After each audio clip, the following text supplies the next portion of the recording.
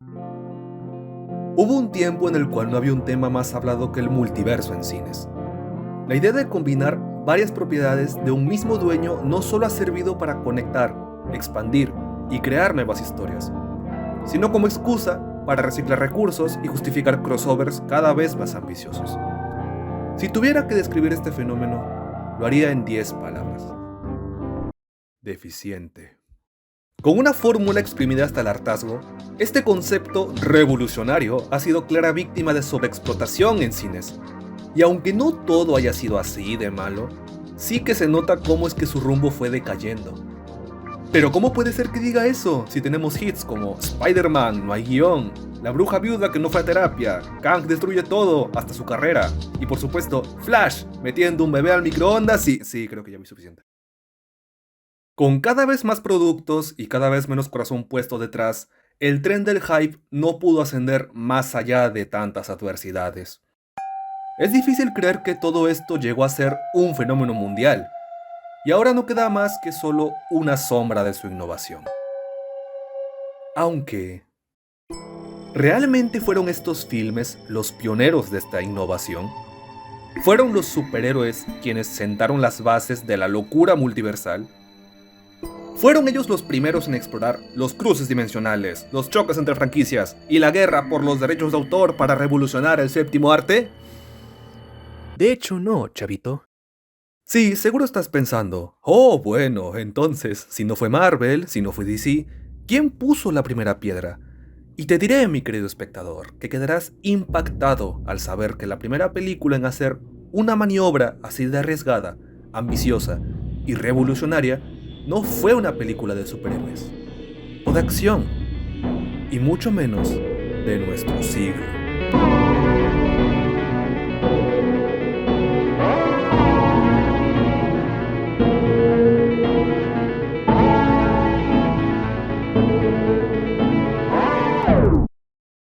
¿Por qué no empezamos con una ligera introducción? Matilda es una película estrenada en 1996, dirigida por Danny DeVito e inspirada en el libro homónimo escrito por Roald Dahl. Esta nos cuenta la historia de una niña superdotada desde que tiene conciencia. Aplicada, lista y amante de la buena lectura, Matilda difiere bastante de su padre, que es un hombre tacaño, desatento y dedicado a las estafas, y de su madre, que es irresponsable, superficial y dedicada a las apuestas. Su hermano, bueno, no se queda atrás en cuanto a sus niveles de desprecio, claro está. Y aunque todo esto sea un buen tema de análisis, no es su situación familiar lo que hace memorable esta película. Es el intelecto y las habilidades psicoquinéticas que la protagonista adquiere en un punto crítico de la historia, cuando es forzada a ver televisión contra sus deseos frente al disgusto de su padre por intentar leer. No hace falta que resuma el resto de la película ahora, pero todo lo que dije hasta el momento es elemental para entender el misterio que lo conecta todo. ¿Cómo surgen estos poderes tan repentinamente? La película señala cómo es que el ser humano usa a lo mucho un 10% de su cerebro. Y la conclusión lógica sería algo como que, oh, entonces Matilda es de ese sector que puede usar el 70, 80 e incluso el 100%, ¿verdad? De hecho, no, chavito. Ante esta incógnita, intenté atar cabos sueltos. Leí la novela en la que se basa esta película, pero las diferencias entre esta y la adaptación cinematográfica me han generado aún más dudas. Y no ayuda el hecho de que tampoco explican el origen concreto de estos poderes. ¿Y qué podemos hacer en estos casos, si no es retroceder un poco más en el tiempo? Mafalda. ¿Quién no la conoce? Tan icónica como Snoopy o el emblemático Space Chicken, esta comiquita ha dejado un gran impacto en la cultura popular latinoamericana. Ambientada en la Argentina de los años 60, este manga narra las vivencias de una niña con conciencia social y política, que cuestiona el mundo de los adultos desde el humor y la inocencia infantil. Escrita por Joaquín Lavado, esta presenta a varios personajes como símbolos de diferentes aspectos de la vida y el mundo de aquel entonces, en línea con el retrato social de la tira. A simple vista, esta obra no parece tener mucho en común con la película antes mencionada. Pero Danny DeVito, director y productor, estableció un nexo entre ambas obras, de la forma más sutil e intricada posible, y justo a partir del aspecto más enigmático del filme. Verán, la Matilda que se ha visto en cines no solo adapta la novela original. Lo que realmente adapta es una historia sobre lo que hubiera pasado si Mafalda hubiera perdido a sus padres. Así, la premisa de esta película cobra un significado rotundamente distinto, además de ambicioso e innegablemente revolucionario. Tal vez parezca descabellado por la falta de conexión aparente, así que ¿por qué mejor no vamos a detalle a ver cómo encajan las piezas? Hace 11 años surgió una imagen en redes, la cual captura el momento exacto en que un individuo anónimo dio la primera pista sobre la nebulosa conexión entre el filme y la tira cómica. Porque claro, con la similitud entre ambos nombres, es fácil que alguien se confunda, ¿verdad? Pero ¿qué tal si detrás de esta confusión hubieran fundamentos? El nombre Matilda tiene sus raíces del nombre gótico y alto alemán antiguo Mathild, un nombre popular en países escandinavos y cuya popularidad se extendió globalmente. Esto lo vemos mediante múltiples variantes del mismo, y entre las variantes anglosajonas podemos encontrar nombres como Majalta, Maud y particularmente Mafalda. Sí, puede que esta genealogía sea tan solo otra inocente coincidencia, pero la conexión va más allá. ¿Recuerdan los poderes telequinéticos? Si bien el manga de Mafalda no tiene una cronología muy estricta, esta maneja arcos argumentales continuos entre tiras. Entre las temáticas que manejan, uno de los más particulares es el arco de los yoyos. En este arco, Mafalda se percata de que posee poderes telepáticos y potencialmente telequinéticos. Y si bien esto se explora durante unas cuantas tiras, no recibe una explicación lógica más allá de ser un gag del momento. Ya saben, tira cómica. Con esto en cuenta, pongámonos a pensar. No es típico que una niña de tan solo 6 años posea habilidades cognitivas avanzadas, al menos lo suficiente para cuestionar convenciones adultas y problemas mundiales de gran calibre como el hambre, la injusticia o la guerra. Entonces, ¿qué tal si el tener una inteligencia superior y emociones intensas fueran catalizadores para despertar estos poderes telepáticos? Existe una similitud notable entre las condiciones en que Matilda también despierta sus poderes con las condiciones en que Mafalda lo hace también. Ante una situación desagradable, un sentimiento de disgusto intenso crea una brecha en la barrera que separa lo cognitivo de lo real. La frustración es el detonante clave para esta ruptura, y por tanto, para el desarrollo de poderes psicoquinéticos, en adición al intelecto excepcional. Y por si quieren un dato curioso, Matilda es presentada como una niña de 6 años en la película, mientras que Mafalda posee esta misma edad en el transcurso del manga. Y no solo eso, Mara Wilson tenía 9 años cuando interpretó el papel de Matilda. La misma cantidad de años que duró Mafalda en publicación, y la misma cantidad de años entre la publicación de la novela de Roald Dahl y el estreno de la película en Argentina. ¿Podemos llamar a esto otra coincidencia más? ¿Acaso esto es una pista de que Mafalda y Matilda son la misma persona? De hecho, no, chavito. Verán, además de las coincidencias entre película y tira cómica, resulta aún más curioso ver cuántas libertades creativas se tomaron al momento de adaptar esta novela. Bueno, es cierto que hay diferencias notables en el desarrollo de ambas obras, pero todo cobra sentido con las múltiples pistas que podemos encontrar sobre este fenómeno con un poco de perspicacia. Por ejemplo, ¿por qué los padres de Matilda tienen apariencias opuestas a las del supuesto material original? En la novela de Roald Dahl, el padre es retratado como un hombre delgado, de aspecto andrajoso, bigotón y con dientes sobresalientes. La mamá, por otro lado, era una mujer corpulenta, con pelo teñido de rubio platino y muy maquillada. Casi lo opuesto a lo que se ve en la película. ¿Y cuál es el propósito de cambiar el físico de estos personajes, siendo algo tan básico? Piénsenlo, un hombre regordete, preocupado mayormente por su negocio y su dinero, y una mujer delgada, de cabello rubio y esponjoso, que vive una vida llena de lujos, como las señoras de la alta sociedad, y que tiene hijos, claro. ¿Dónde hemos visto esto antes? Y si hablamos de cambios en la película, ¿por qué aparecen 2 agentes del FBI de los cuales no existe mención alguna en la llamada novela original? Podría decirse que son un guiño al inminente final de la familia de Matilda, que es perseguida por la ley, claro. Pero ¿no les recuerda a 2 personajes que en algún punto de sus vidas aspiraban a luchar en nombre del bien? ¿No es acaso como policías un camino para alcanzar esta meta? ¿Por qué estos personajes, amigos en otra línea temporal, se encuentran ahora en situaciones muy diferentes? En la historia original, un personaje actuaba como el hilo unificador de su círculo, y no por nada es que la obra lleva su nombre como título. Y es curioso cómo ante la ausencia de este hilo conductor, los rumbos que toman las vidas de esos personajes cambian completamente, ya sea yendo en contra de sus sueños y expectativas, o poniéndolos como enemigos bajo estas circunstancias. Si queremos llegar a la raíz de todo el asunto, tenemos que preguntarnos lo siguiente: ¿quién es la equivalente de Mafalda, si no es la protagonista de esta película por motivos muy obvios? Es aquí donde tengo que hablarles sobre un personaje en particular, la maestra Miel. ¿Por qué traducir el apellido de Miss Honey, cuando la familia Wormwood se mantiene como tal? Puede que pocos lo hayan notado y piensan que se trata de una localización, pero de todos los apellidos que se conocen en la obra, este nos da una pista clave, una referencia bastante oscura al material auténticamente original. Se trata de nada más y nada menos que el verdadero apellido de Mafalda. ¿No me creen? Después de décadas creyendo que era un misterio sin resolver, en el 6º tomo se puede apreciar la primera letra de este apellido. Por sí sola, la evidencia no dice mucho, pero el equipo de producción, astuto y sagaz, no dejó pasar esto al momento de doblar la película. Y con esto en mente, una cosa queda clara: la maestra Miel es el equivalente de Mafalda en este universo. Y si hablamos de ella, también tenemos que contestar otra interrogante: ¿en qué momento el equivalente de Tronchatoro hace su aparición en Mafalda?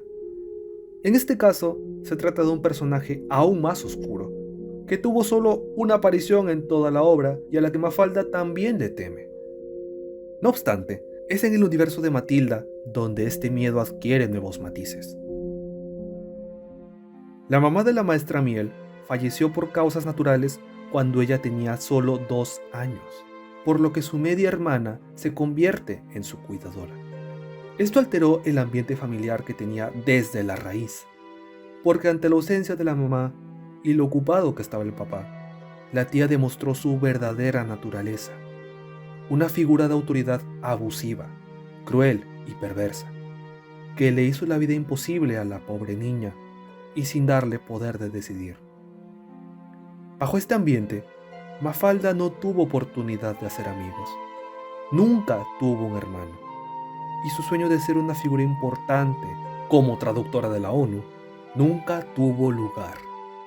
A los 5 años, su padre fallece por causas aún más oscuras y sin llegar a enterarse de los maltratos que sufría su hija a manos de la tía.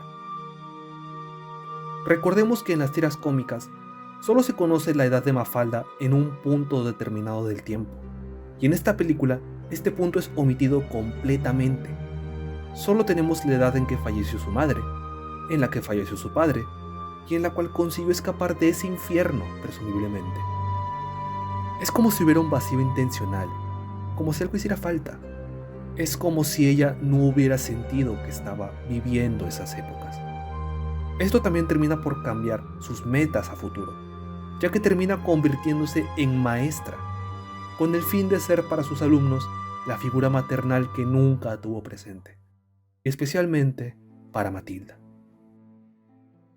Antes de continuar, otra pista sobre la conexión entre ambas obras se encuentra en el estreno de Matilda en Argentina. Dicho estreno ocurre un tiempo después que en el resto de países de Latinoamérica. ¿Y a qué se debe esta decisión? ¿Por qué aplazarlo hasta 1997? Para entender la conexión entre Mafalda, la maestra Miel, y por consecuencia Matilda, debo hablarles sobre algo llamado numerología. No la mística o la supersticiosa. Yo hablo de lo científico, lo axiomático, lo real. Y con lo real me refiero a fenómenos espaciotemporales, que son explorados mayormente en la ficción, pero estudiados en la vida real y que tienen una clara influencia en nuestro plano existencial. Verán, entre la primera publicación de Mafalda y el estreno de Matilda en Argentina, pasaron 33 años. 33 años es el tiempo que demoran los calendarios solar y lunar en sincronizarse. La Tierra orbita alrededor del Sol en 365 días y la Luna alrededor de la Tierra en 354 días. Cuando la Tierra empieza una nueva órbita, la Luna ya cumple su ciclo 11 días antes. Entonces, cada 3 años se crea una diferencia de 33 días entre ambos calendarios. Y es lo que algunas sociedades conocen como meses intercalares. Después de 11 de estos meses, los periodos orbitales se sincronizan nuevamente. Los números no mienten, como podrán ver en pantalla. ¿Y por qué esto nos concierne?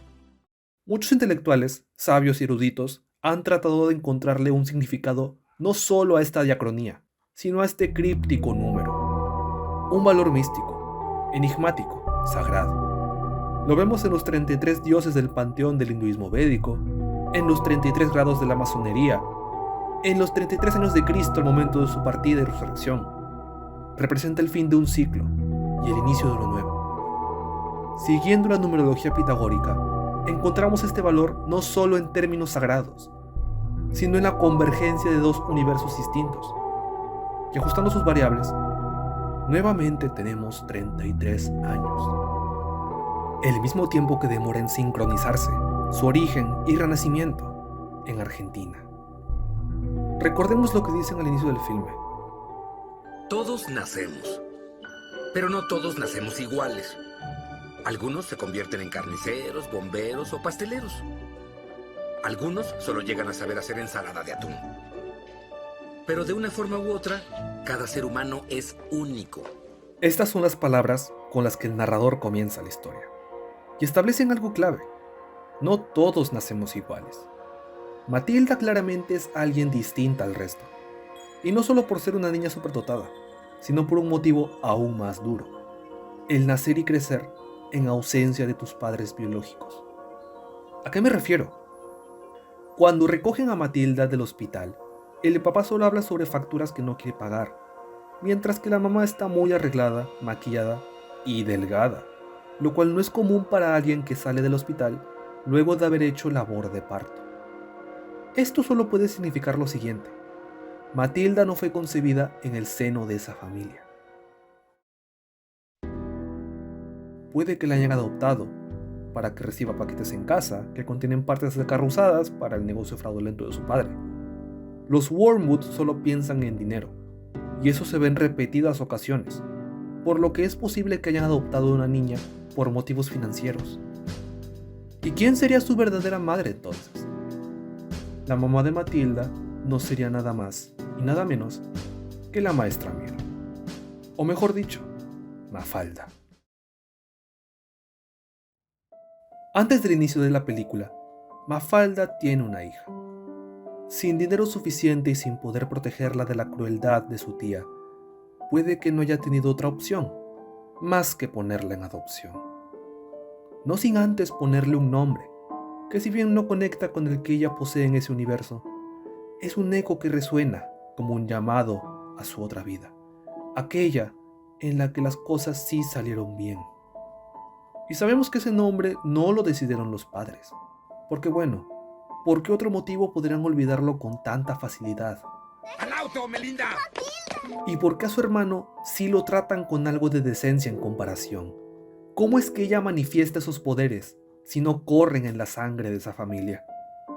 En este universo, Mafalda no vivió la vida que le permitió despertar tales poderes, ni su intelecto elevado.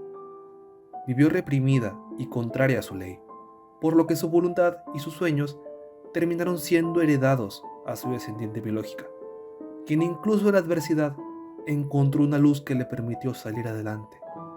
Y esa voluntad es representada por los lazos que Matilda siempre porta, como símbolo de esperanza, de que existe una luz dentro de tanta oscuridad, y de que el universo eventualmente retomará el rumbo que perdió en un inicio, desde la tragedia de sus padres.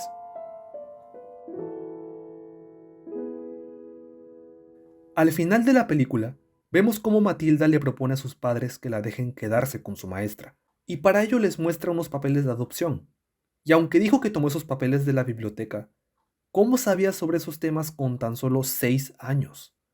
Dado su intelecto, puede que Matilda haya intuido que no encajaba en su familia de ninguna manera, e investigó sobre los trámites de adopción en los libros que leía en la biblioteca. Pero era muy conveniente que los tuviera justo en su mochila y después de haber ido a su casa acompañada de la maestra Miel. ¿Qué tal si fue la maestra quien le dio la idea?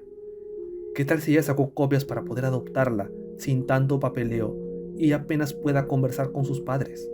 Tal vez se convirtió en maestra con la esperanza de encontrar a su hija entre los estudiantes a los que dictaba. Siendo la única maestra en toda la escuela, a lo mejor podía encontrarla en un grado avanzado, o tal vez en uno menor. En la novela original, la maestra le reitera a Matilda varias veces que tiene que ir con sus padres, que no puede quedarse. Pero en la película, esta objeción no ocurre.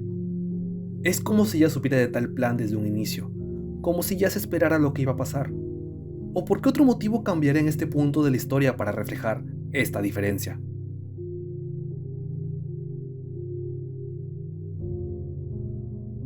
Observen esta escena. La señorita Miel era una gran maestra y amiga de todos, pero su vida no era tan simple y bella como parecía. Tenía un oscuro secreto, que aunque le causaba gran dolor, no dejaba que obstruyera su enseñanza. Bien, Matilda. ¿Notan cómo enfocan a Matilda al mencionar el oscuro secreto de la maestra Miel? ¿Qué tal si no solo se trataba de los maltratos de su tía, la cual nadie sabía que era familiar suyo hasta que lo reveló?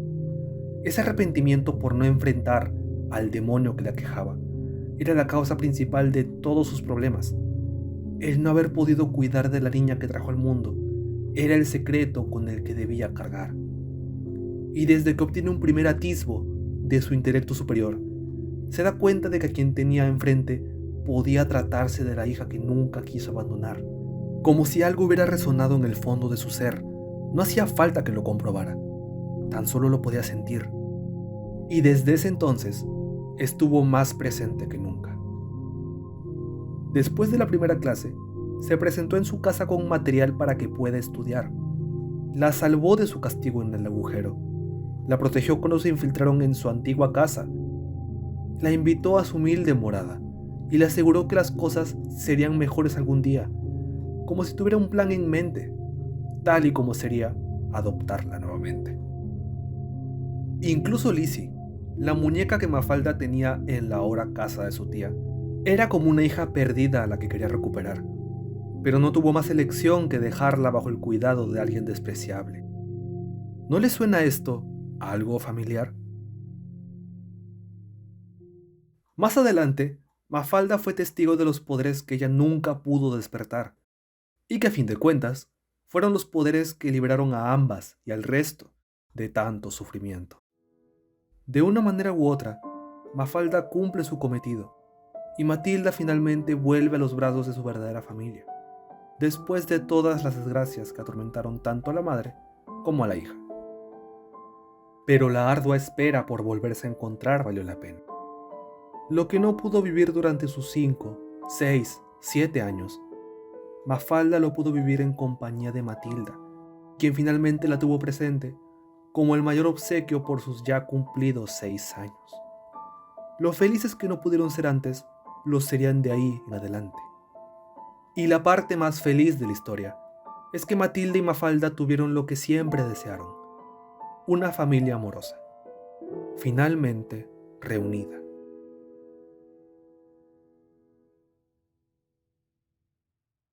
Podría pasar horas señalando detalles que sorprendentemente no harían más que señalar la sutil, pero evidente relación entre dos obras que a simple vista parecen totalmente diferentes. Y aún con todo esto, sé que todavía queda una gran duda. ¿De dónde sacaste que Danny DeVito quiso conectar dos obras que no guardan ninguna correlación aparente? Y es una excelente pregunta, mi querido espectador, cuya respuesta lleva tiempo frente a nuestros ojos.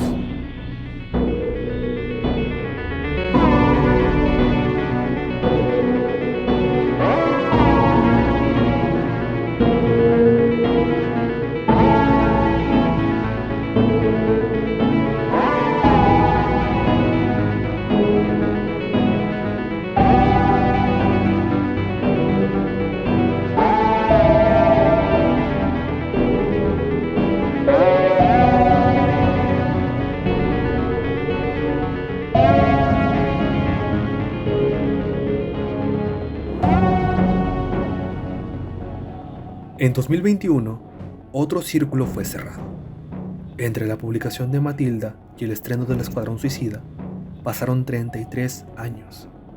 El mismo tiempo que demoraron Mafalda y Matilda en tener una conexión multiversal. Y con esta última pista, no caben más dudas. De inicio a fin, todo está conectado. Tal vez ustedes solo vean coincidencias, pero yo solo veo una verdad. Una verdad oculta en un entramado de pistas que permanecieron ocultas del ojo del espectador común y que solo fueron reveladas a los pocos que se atrevieron a indagar en la compleja mente de los escritores.